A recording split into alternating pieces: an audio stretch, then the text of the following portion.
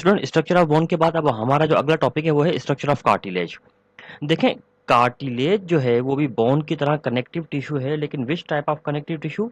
ये soft connective tissue होता है। ठीक है,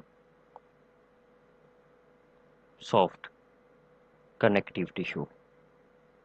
ठीक है, ये सॉफ्ट कनेक्टिव टिश्यू की एक टाइप होती है। अच्छा, ये जो जितने भी कार्टिलेजेस होती हैं, इन तमाम कार्टिलेज के ऊपर जिस तरह बोन होती है, बोन के ऊपर एक कवरिंग होती है दैट इज कॉल्ड पेरिओस्टियम। लेकिन कार्टिलेज के ऊपर जो कवरिंग होती है, इस कवरिंग को पेरिकॉन्ड्रियम कहते हैं। Perichondrium is a covering of cartilage. जैसे कि यहाँ पर आपको डायग्राम में दिखाया गया है कि ये जो डार्क कलर से आपको दिखाई दे रही है ये कार्टिलेज है, और ये जो लाइट कलर से चीज दिखाई दे रही है जो इसके ऊपर कवर किए हुए है, ये पेरिकॉन्ड्रियम कहलाती है। अच्छा, अभी हम लोग कार्टिलेज को आमतौर पर प्रीकर्सर ऑफ बोन भी कहते हैं इन एम्ब्रियो। ठीक है, प्रीकर्सर ऑफ बोन भी कहा जाता है एम्ब्रियो में, प्रीकर्सर ऑफ बोन। ना why they are called precursor of bone? Actually मामला ये होता है कि जितने भी एम्ब्रियो होते हैं एम्ब्रियोनिक डेवलपमेंट के दौरान उनका जो स्केलेटन होता है कार्टिलेज से ही बना हुआ होता है। बाद में कैल्शियम और फास्फोरस की डिपोजिशन के बाद वो कार्टिलेज बोन में कन्वर्ट होना शुरू हो जाती है। इसका मतलब ये हुआ कि अगर कंपोजिशन देखी जाए कार्टिलेज और बोन की, तो जो मेजर डिफरेंस है इन दोनों की कंपोजिशन में वो कैल्शियम और फॉस्फेट के क्रिस्टल्स का है। बोन में कैल्शियम फॉस्फेट के क्रिस्टल डिपॉजिट होने की वजह से वो हार्ड हो जाती हैं, और कार्टिलेज में ये दोनों चीजें ना होने की वजह से वो सॉफ्ट रह जाती हैं, इसलिए वो सॉफ्ट टाइप की बोन होती है कार्टिलेज। अब चूंकि कार्टिलेज काफी सॉफ्ट टाइप की होती हैं, इसलिए इनका जो सबसे एक अहम जो काम होता है वो होता है टू प्रोवाइड कुशनिंग। ये कुशनिंग के तौर पर काम करती हैं, कुशन के तौर पर प्रोवाइड करती हैं, ताकि कोई भी शॉक है तो उसको एब्जॉर्ब कर सके। इसके अलावा ऑल्सो रिड्यूस फ्रिक्शन।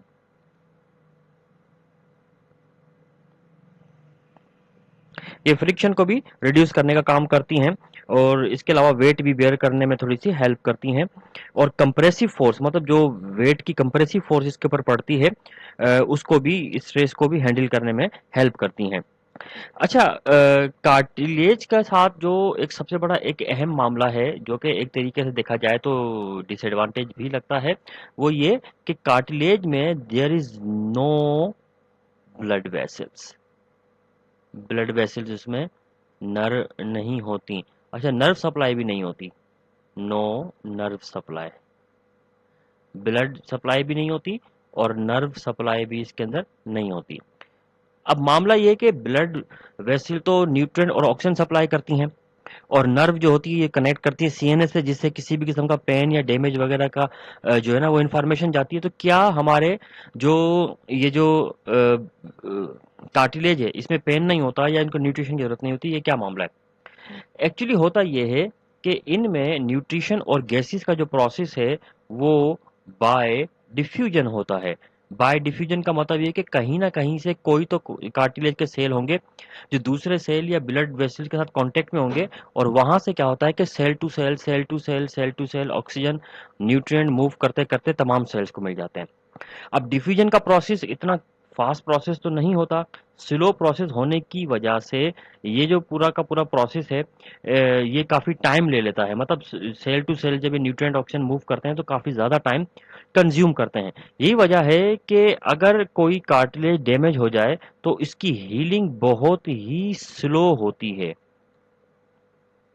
ठीक है, जख्म की जो हीलिंग है बहुत ज़्यादा स्लो, यानी जख्म भरने का जो प्रोसेस है बहुत ज़्यादा स्लो होता है इन कार्टिलेज के अंदर। ठीक है, और इसके अलावा इनमें नर्व ना होने की वजह से अगर आप इनमें आर पार सुराख भी कर दें तो किसी किस्म का कोई भी पेन फील नहीं होता। ठीक है, अब आप कहेंगे कि सर वो नाक वगैरह में या कान में जब हम इसमें सुराख करवाते हैं तो पेन तो हमें फील होता है, इसमें दर्द होता है। एक्चुअली जो दर्द है वो कार्टिलेज के अंदर सुराख करने से नहीं होता, उसके ऊपर जो स्किन होती है उसमें तो जाहिर सी बात है रिसेप्टर है, उसकी वजह से ये पेन होता है। अब एक कार्टिलेज डेवलप कैसे करती है? देखें, हमारी जो बोन होती है उस बोन में सरफेस पर एक सेल्स पाए जाते हैं जिनको हम कहते हैं कॉन्ड्रोब्लास्ट। कॉन्ड्रोब्लास्ट के सेल कहते हैं। ये कॉन्ड्रोब्लास्ट के सेल जो होते हैं ये क्या करते हैं कि अपने चारों तरफ एक मैट्रिक्स रिलीज करना शुरू कर देते हैं। अब कॉन्ड्रोब्लास्ट के जो सेल्स हैं वो आप देख सकते हैं कि मैं यहाँ पे थोड़ा मार्क कर देता हूँ। ये कॉन्ड्रोब्लास्ट के सेल्स हैं, ये वाले डायग्राम में देखें, दीज आर कॉन्ड्रोब्लास्टिक सेल्स, ठीक है, कॉन्ड्रोब्लास्ट के सेल है। और इन कॉन्ड्रोब्लास्ट के सेल ने जो पर्पल कलर का एक इनके चारों तरफ मटेरियल मौजूद है, दैट इज कॉल्ड मैट्रिक्स। ये मैट्रिक्स रिलीज किया है। अब ये मैट्रिक्स है, ये कॉन्ड्रोब्लास्ट सेल है, बीच में आप देख रहे हैं कि कितनी बड़ी आपको ये ऐसे स्पेस, ये सारी स्पेस सी बनी हुई दिखाई दे रही है, ये पूरी स्पेस यहाँ पर मौजूद है। This space is called lacunae. ये हम लोग पढ़ चुके हैं लेक्यूनी वाली स्पेस अपने बोन वाले टॉपिक में, तो ये स्पेस लेक्यूनी कहलाती है।